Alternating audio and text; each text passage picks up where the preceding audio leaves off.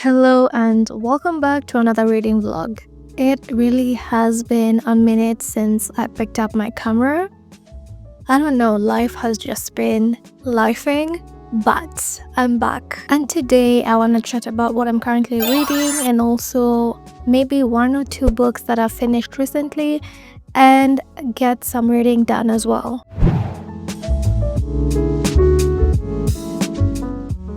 Right now, I'm in the middle of reading Welcome to Hyunam-dong bookshop, and I am currently 73% in, so I'm almost done. So that's what we're gonna read in this vlog, and I'm gonna chat about what I've read so far and what I think about the book. This is one of those books that is best read when you take your time with it.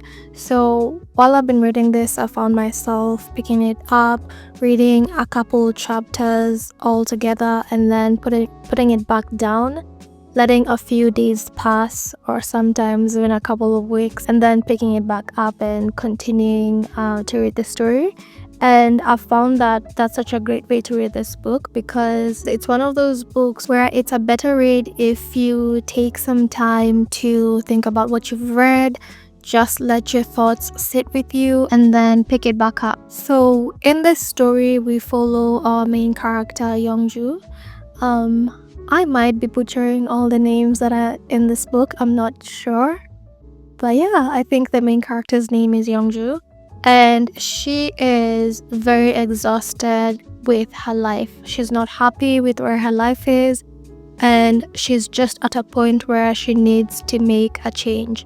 So she makes a very drastic change by quitting her job, divorcing her husband, and not caring what people in society have to say or her family has to say.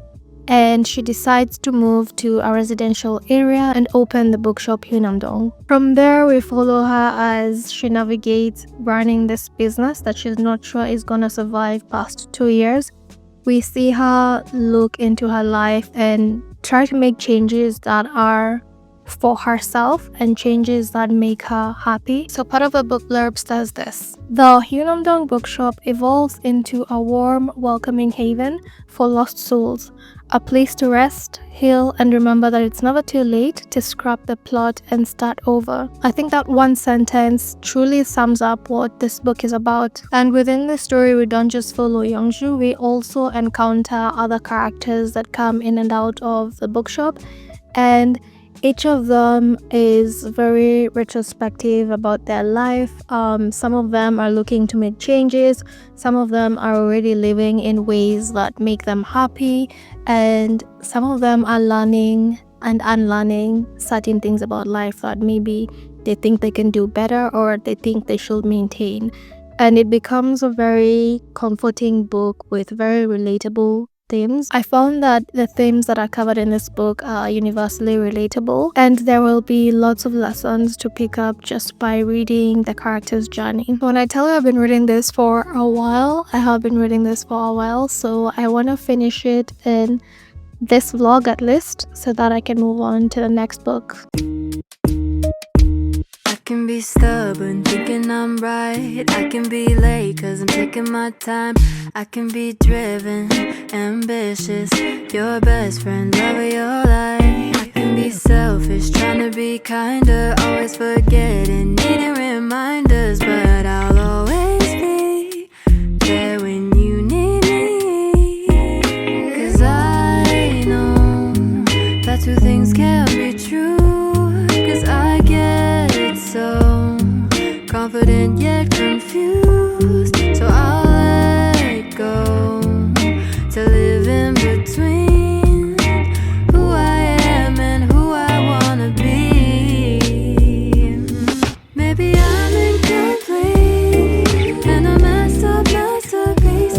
Know everything and nothing, a childish 20-something with my pros and my cons, my mistakes and my flaws. Don't have it figured out yet. I'm a work of art and a work in progress. It's a different day and I finally finished Welcome to Hyunam-dong bookshop. And what can I say? I loved the book.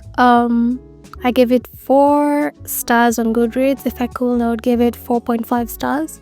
It's just really nice and wholesome to read. I love how it feels like we just went and found a random person on this planet and we simply explored what's going on in their daily life. And that in itself was just something very interesting to read. Each character that you came across was so unique in a very normal way, and it was just nice to read about characters that you feel like could be somebody that exists somewhere on this planet.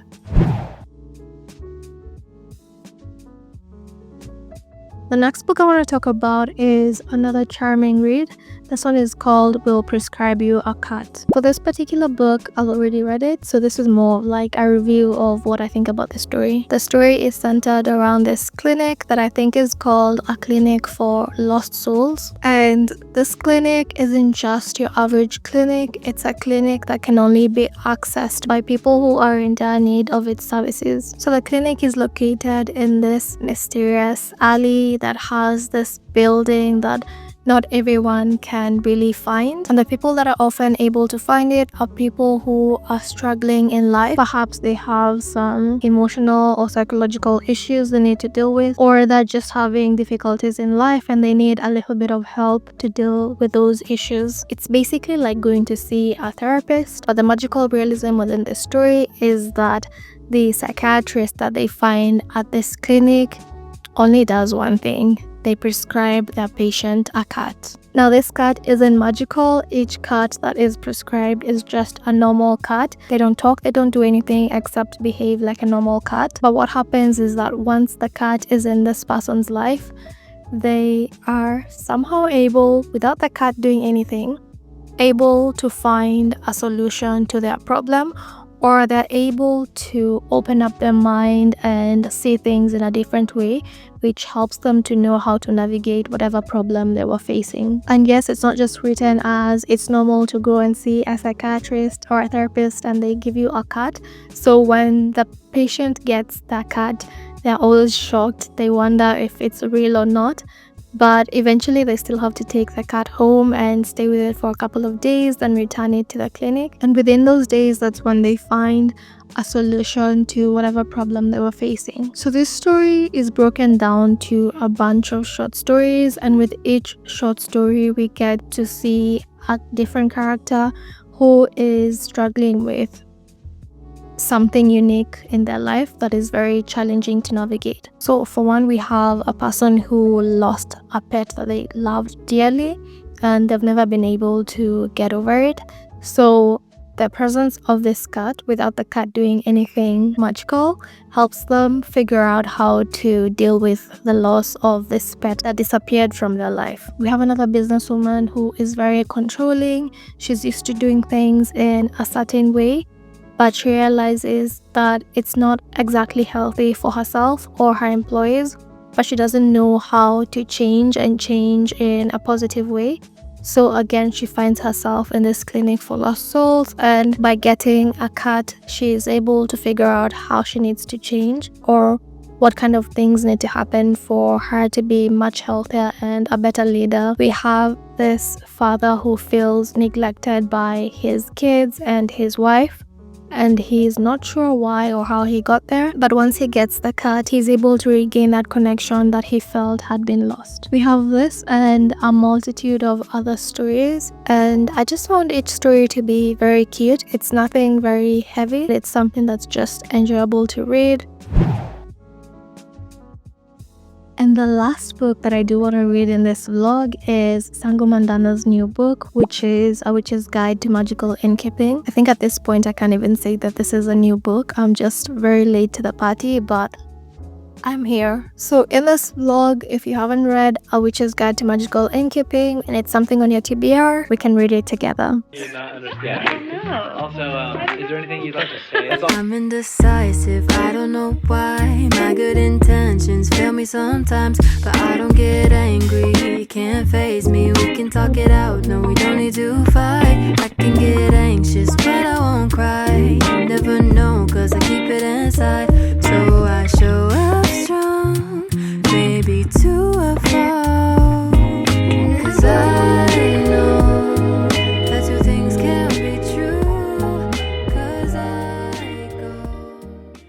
far, I've read the first chapter of A Witch's Guide to Magical Innkeeping, and it has all the makings of what made the first book really popular.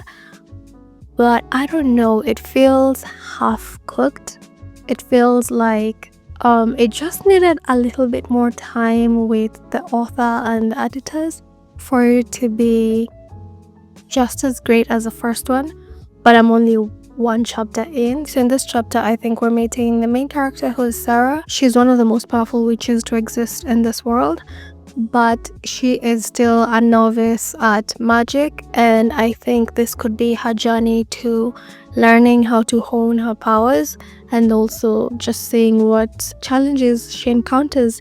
Like, I think the first chapter just jumps right in, and she is in a situation where she has to do something that in this world is, first of all, illegal, but it is necessary from her perspective because it's quite literally a matter of life and death. So the first chapter just jumps right into the action, and we're following what happens and the consequences that take place after she does the thing she was not supposed to do. So even though I feel like it feels a bit half-baked, I'm hoping it's just a matter of giving it more time and reading more of the book. So let's get to reading, and I think my next update will be when I've reached 100 pages.